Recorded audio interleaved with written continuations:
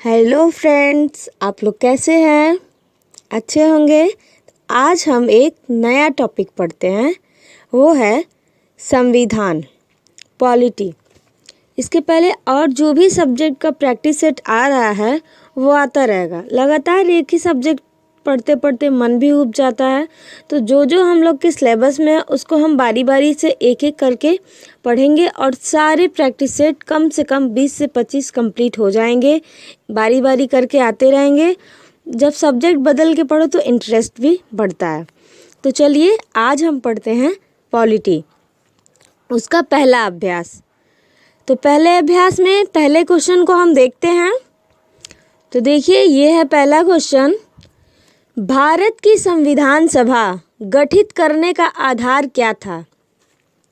भारतीय राष्ट्रीय कांग्रेस का प्रस्ताव, कैबिनेट मिशन प्लान 1946, भारतीय स्वतंत्रता अधिनियम 1947, भारतीय डोमिनियन के प्रांतीय या राज्य विधानमंडल के प्रस्ताव। तो इसका आंसर हो जाएगा कैबिनेट मिशन प्लान 1946।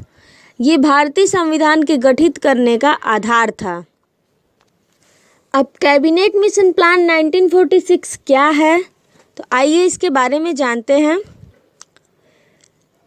तो ये देखिए, यहाँ पे 14 मार्च 1946 को प्रधानमंत्री एटली ने हाउस ऑफ कॉमन्स में यह घोषणा की कि भारतीयों को स्वतंत्र होने का अधिकार है। इसके लिए उन्हें कैबिनेट मंत्रियों का 3 सदस्य समिति का गठन किया, जिसमें से स्टैनफोर्ड क्रिप्स जो व्यापार बोर्ड के अध्यक्ष थे, लॉर्ड पैथिंग्स लॉरेंस जो भारतीय सचिव थे और एवी अलेक्जेंडर जो नौसेना मंत्री थे, जिसे कैबिनेट मिशन कहा गया। मतलब इन 3 लोग की समिति को कैबिनेट मिशन कहा गया। और कैबिनेट मिशन मार्च 1946 को भारत में भेजा गया। इसके अध्यक्ष पैथिक लॉरेंस थे। 24 मार्च 1946 को कैबिनेट मिशन दिल्ली पहुंचा और अपने प्रस्ताव को प्रस्तुत किया। 16 मई 1946 को प्रस्तुत हो गया था। अब इसका उद्देश्य क्या था, इसको भी हम देख लेते हैं। तो संविधान सभा का गठन करना मुख्य उद्देश्य था कैबिनेट मिशन का। और संविधान सभा का एक सदस्य 10 लाख जनसंख्या पर चुना जाएगा, ये भी बात कही गई थी उसमें। और फिर यहाँ पे तीसरा हम देखते हैं, संविधान सभा के सदस्यों की कुल संख्या 389 निश्चित की गई। ये संख्या बहुत इंपॉर्टेंट है फ्रेंड्स, क्वेश्चन के रूप में भी पूछता है। जिसमें 292 ब्रिटिश प्रांतों के प्रतिनिधि कर रहे थे और 4 चीफ कमिश्नर क्षेत्रों के प्रतिनिधि और 93 देसी रियासतों के प्रतिनिधि कर रहे थे। तो आशा करती हूँ फ्रेंड्स कि कैबिनेट मिशन आपको समझ में आ गया होगा कि कैबिनेट मिशन क्या था, क्यों आया था और उसका उद्देश्य क्या था। नेक्स्ट क्वेश्चन है, कैबिनेट मिशन योजना के अंतर्गत संविधान सभा निर्मात्री परिषद में प्रत्येक प्रांत की आवंटित सदस्यों की संख्या निर्धारित करने के लिए एक प्रतिनिधि कितनी जनसंख्या के अनुपात में था? देखिए, इसके पहले अभी हम उद्देश्य में इसको बताए थे और यही क्वेश्चन पूछ दिया है। और फ्रेंड्स, ये क्वेश्चन यूपी पीसीएस में पूछा है। तो आंसर तो पता ही है, 8 लाख व्यक्ति, 10 लाख व्यक्ति, 12 लाख व्यक्ति, 15 लाख व्यक्ति। तो इसका आंसर हो जाएगा 10 लाख व्यक्ति पे। आगे नेक्स्ट क्वेश्चन है हमारा, संविधान सभा के अस्थायी अध्यक्ष कौन थे? BN Rao, BR Ambedkar, doctor Rajendra Prasad, Sachchidanand Sinha. तो इसका आंसर होगा डॉक्टर राजेंद्र प्रसाद। तो अस्थायी अध्यक्ष तो संविधान सभा के राजेंद्र प्रसाद थे, लेकिन कभी कभी अस्थायी सदस्य का भी क्वेश्चन पूछ देता है। तो आइए हम पूरा डिटेल जान लेते हैं। संविधान सभा में 3 अधिवेशन हुआ था। उसमें से ये देखिए, पहला अधिवेशन है 9 दिसंबर 1946 को दिल्ली के काउंसिल ऑफ चैम्बर के पुस्तकालय भवन में हुआ था, पहला अधिवेशन। और इसके पहले अस्थायी अध्यक्ष थे सच्चिदानंद सिन्हा। फिर 2 दिन बाद 11 दिसंबर दूसरा अधिवेशन, यहाँ देखिए 2 दिन बाद 11 दिसंबर 1946 को दिल्ली के ही काउंसिल ऑफ चैम्बर के पुस्तकालय भवन में हुआ और उस टाइम पहला अस्थाई अध्यक्ष राजेंद्र प्रसाद को चुना गया था। ये अस्थाई फ्रेंड्स गलत लिखा हुआ है, अस्थाई होगा, इसको यहाँ पे आप क्रॉस कर सकते हैं। सॉरी अगेन, यहाँ अस्थाई होना चाहिए, अस्थाई हो गया है, इसको आप समझ सकते हैं। फिर आगे है तीसरा अधिवेशन। अब तीसरा अधिवेशन में क्या हुआ था, तो वो भी 2 दिन बाद हुआ। 13 दिसंबर 1946 को वहीं पर हुआ, काउंसिल ऑफ चैम्बर के पुस्तकालय भवन में हुआ। इस दिन नेहरू जी ने संविधान की प्रस्तावना पेश की और नेहरू जी ने इस प्रस्तावना को संविधान की आत्मा कहा। संविधान सभा ने 22 जनवरी सन 1947 को प्रस्तावना को स्वीकार किया। ये डेट बहुत इम्पॉर्टेंट है फ्रेंड्स। और 22 जनवरी 1947 को प्रस्तावना स्वीकारा गया। इसी के साथ साथ हम तिरंगा को भी देख लेते हैं। तो तिरंगा को राष्ट्रध्वज के रूप में 22 जुलाई सन 1947 को स्वीकार लिया गया। तो सन तो एक ही है बस, और डेट भी एक ही है, बस मंथ अलग है। 22 जनवरी में प्रस्तावना को स्वीकारा गया और जुलाई में राष्ट्रध्वज को अपनाया गया। तो ये दोनों डेट फ्रेंड। नेक्स्ट क्वेश्चन है हमारा, संविधान सभा के संवैधानिक सलाहकार कौन थे? शरद चंद्र बोस, के.एम. मुंशी, रफ़ी अहमद किदवई, वेनेगल नरसिंह राव, यानी वी.एन. राव। वी.एन. राव का ही पूरा नाम है वेनेगल नरसिंह राव। तो ये बहुत सिंपल क्वेश्चन है। संविधान सभा के संवैधानिक सलाहकार वेनेगल नरसिंह राव हैं, वी.एन. राव। चलिए आगे के क्वेश्चन को देख। नेक्स्ट क्वेश्चन है, भारतीय संविधान सभा की प्रारूप समिति के अध्यक्ष थे डॉक्टर राजेंद्र प्रसाद, जवाहरलाल नेहरू, डॉक्टर बी.आर. अम्बेडकर, पुरुषोत्तम दास टंडन। तो इसका आंसर होगा डॉक्टर बी.आर. अम्बेडकर प्रारूप समिति के अध्यक्ष थे। अब कुछ समितियां हैं जो बहुत इम्पॉर्टेंट है, हमेशा परीक्षाओं में पूछती रहती हैं, उसको हम देख लेते हैं। तो यहाँ देखिए ये प्रमुख समितियां हैं। देखिए पहला है नियम समिति, संचालन समिति, झंडा समिति। इन तीनों में से कोई भी पूछे तो इसका होगा डॉक्टर राजेंद्र प्रसाद। इस समिति के अध्यक्ष हैं डॉक्टर राजेंद्र प्रसाद। फिर है संघ संविधान समिति, संघ शक्ति समिति, इसके पंडित नेहरू हैं अध्यक्ष। फिर आता है हमारा, यहाँ देखिए प्रांतीय समिति, सरदार वल्लभ भाई पटेल, मतलब सरदार पटेल। मूल अधिकार समिति, जे.बी. कृपलानी। मौलिक अधिकारों एवं अल्पसंख्यकों संबंधी परामर्श समिति, सरदार वल्लभ भाई पटेल। ये बहुत इम्पोर्टेंट है, ये भी पूछता रहता है। ये जितने भी समिति बताए हैं इसको याद रखिएगा। अब फिर यहाँ पे देखते हैं, लास्ट है एक बहुत इम्पोर्टेंट जो अभी क्वेश्चन का आंसर ही था। इसको हम क्या क्या और बोल सकते हैं, तो यहाँ देखिए प्रारूप समिति, ड्राफ्टिंग समिति, या पांडुलेखा समिति, या पांडुलन समिति। इन चारों का नाम एक ही है, मतलब एक ही है। अगर आए तो आंसर होगा डॉक्टर बी.आर. अम्बेडकर। इस समिति में 7 सदस्य थे। तो प्रमुख समितियां जितने थी उनके अध्यक्ष बता दिए हैं, इसको याद रखिएगा, यहाँ से क्वेश्चन बहुत पूछता रहता है। तो चलिए हम नेक्स्ट क्वेश्चन है हमारा, भारतीय संविधान में समवर्ती सूची किसके संविधान से ली गई है?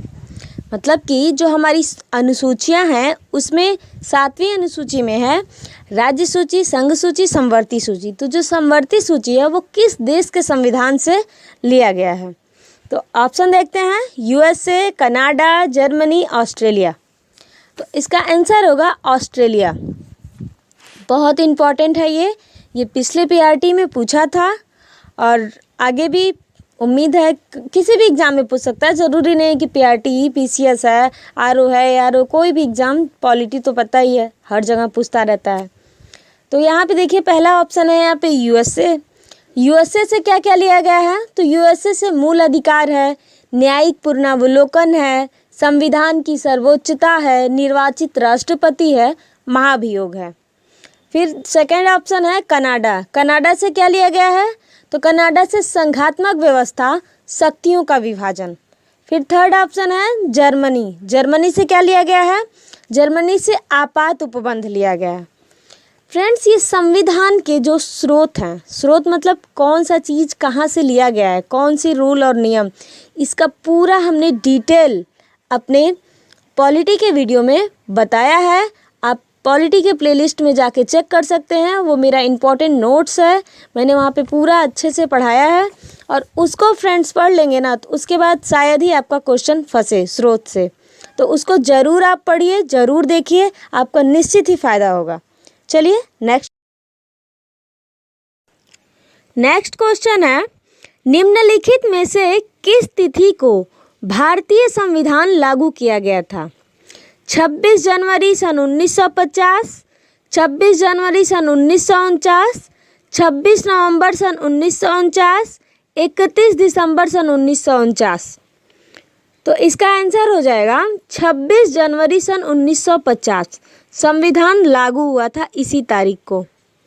फ्रेंड्स, ये भी क्वेश्चन मतलब कह तो रहे हैं, जितने भी क्वेश्चन डाले हैं बहुत अच्छे अच्छे लेवल के एग्ज़ाम के क्वेश्चन हैं ये। तो यहाँ पे ये 26 जनवरी 1950 तो संविधान सभा लागू हुआ था, लेकिन ये ऑप्शन सी देखिए, यहाँ पे ये जो डेट है ये भी बहुत इम्पॉर्टेंट है, 26 नवंबर सन 1949। इस डेट को क्या हुआ था?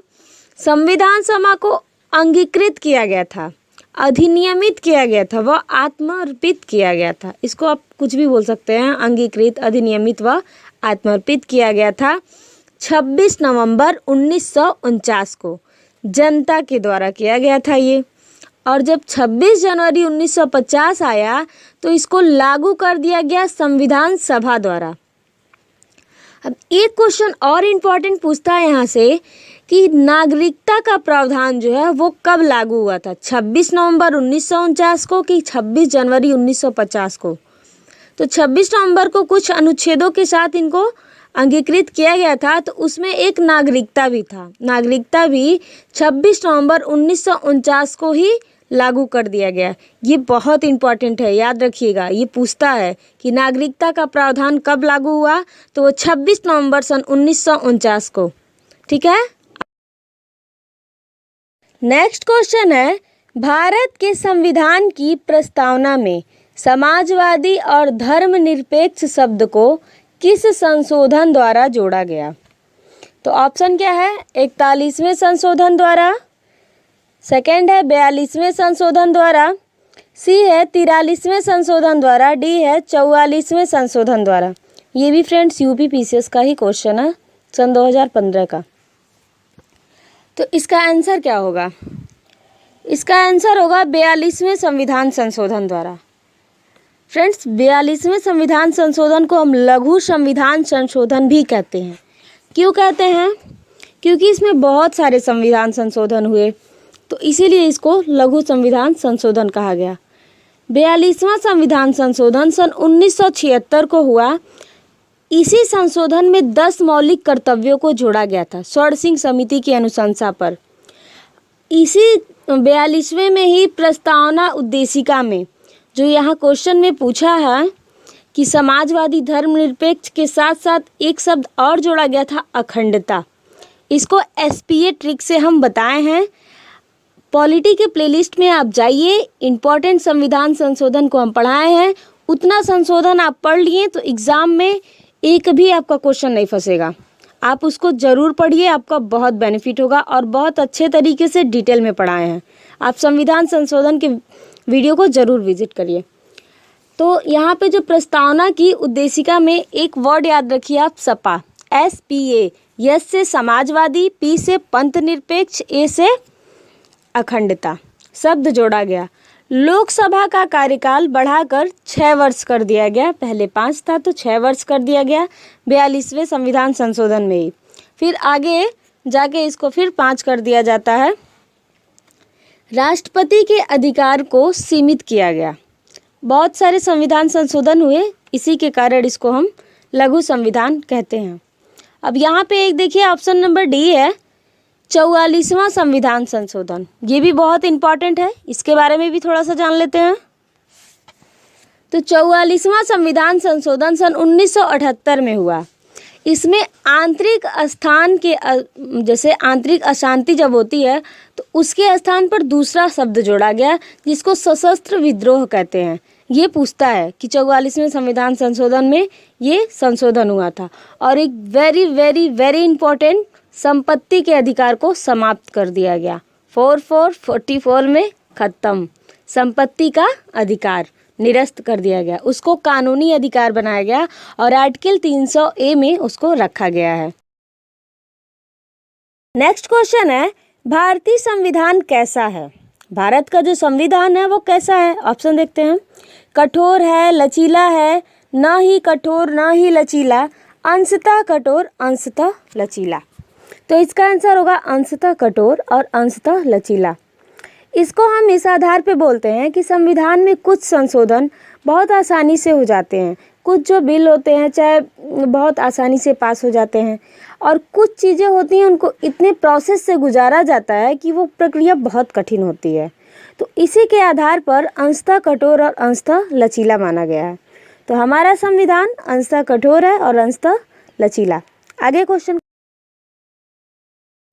नेक्स्ट क्वेश्चन है, भारतीय संविधान के मौलिक कर्तव्य का विचार लिया गया है। ये भी संविधान के स्रोत से ही है। फ्रेंड्स, एक बार आप स्रोत वाला वीडियो जरूर देखिएगा, निश्चित आपको फ़ायदा होगा, फिर तब आप कहिएगा।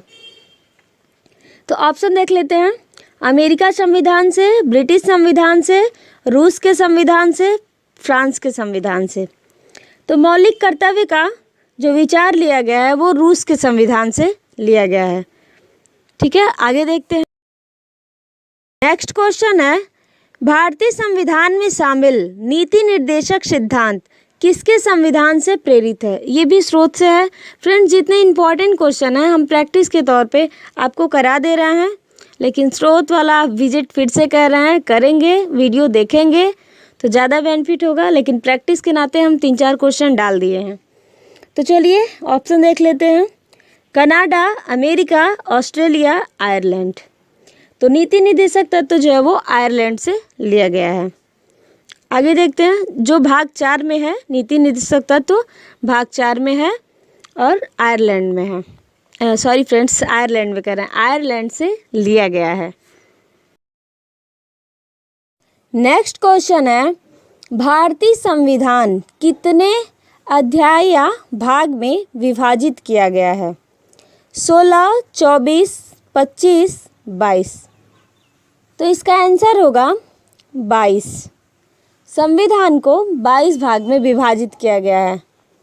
संविधान के जो भाग हैं उसमें जुड़ते रहते हैं। जैसे भाग मान लीजिए 1 है तो 1 में अगर ऐड हुआ तो 1A हो जाएगा, 4 है तो 4A हो जाएगा। तो उससे फ़र्क नहीं पड़ता, वो तो उसका पार्ट हुआ, लेकिन भाग अभी भी 22 हैं। अनुच्छेदों की संख्या 395 है मूल संविधान में और अभी भी 395 है। अनुसूची मूल संविधान में 8 थी लेकिन अब 12 है। भाग 22 था और 22 है। मूल अधिकार पहले 7 था। मूल संविधान संशोधन जिस दिन संविधान लागू हुआ था उस दिन मूल अधिकार 7 था, लेकिन अब 6 है। इसके पहले अभी हम बताए हैं कि 44वें संविधान संशोधन में संपत्ति के अधिकार को हटाया गया है। फिर मौलिक कर्तव्य जो है वो एक भी नहीं था, वो आया है 42वें संविधान संशोधन में। उसमें 10 जोड़ा गया, फिर 1 और आगे जोड़ा गया, तो इस समय 11 है। ठीक है, तो भाग तो हमारे 22 हैं। अब आगे देखते हैं। नेक्स्ट क्वेश्चन है, वर्तमान में भारतीय संविधान में कुल कितनी अनुसूचियां हैं? 8, 10, 12, 14। तो फ्रेंड्स, ये आप लोग सोच रहे होंगे इतना इजी क्वेश्चन। इजी तो है, लेकिन इस छोटे छोटे क्वेश्चन कभी कभी गलती हो जाते हैं। तो देख लेते हैं, आंसर इसका होगा 12। आप अनुसूची को पूरा डिटेल पढ़ना चाहते हैं तो आप फिर से वही कहेंगे कि पॉलिटी के प्लेलिस्ट में जाइए और अनुसूची हमने पढ़ाया है, वो इम्पोर्टेंट नोट से ही है, उसके माध्यम से हमने पूरा अनुसूची पढ़ाया है, पूरा डिटेल तरीके से ट्रिक के साथ बताए हैं क्या है कैसे है याद करने के लिए। तो आप उसको देखेंगे तो आपका बेनिफिट होगा, ज़रूर देखिए। चलिए आगे बढ़ते। नेक्स्ट क्वेश्चन है, संविधान के किस अनुसूची में प्रत्येक राज्यों तथा संघ राज्यों के क्षेत्र के लिए राज्यसभा में स्थानों के आवंटन की सूची है? प्रथम अनुसूची, द्वितीय अनुसूची, तृतीय अनुसूची, चतुर्थ अनुसूची। तो इसका आंसर होगा चतुर्थ अनुसूची। चतुर्थ अनुसूची में संघ राज्य और राज्यों की जो सीटों का बंटवारा किया गया है। तो आप अनुसूची देखिए, ये भी फ्रेंड्स अनुसूची से ही संबंधित क्वेश्चन है। तो आप अनुसूची के जब वीडियो को देख लेंगे ना, 12वां अनुसूची के बारे में जान जाएंगे, तो कहीं से कोई भी क्वेश्चन बने आप बहुत आसानी से कर लेंगे। आप उस वीडियो को ज़रूर देखिए। अब यहाँ पे देखिए, पहला ऑप्शन है प्रथम अनुसूची। तो प्रथम अनुसूची में क्या है? तो प्रथम अनुसूची में है कि भारत 28 राज्यों और 8 केंद्र शासित प्रदेशों से मिलकर बना एक संघ है। सेकंड अनुसूची में है सभी संवैधानिक पदों और वेतन के भत्ते, जितने भी संवैधानिक पद हैं और वेतन है उनके भत्तों का विवरण है। तृतीय अनुसूची में है संवैधानिक पदों का शपथ ग्रहण।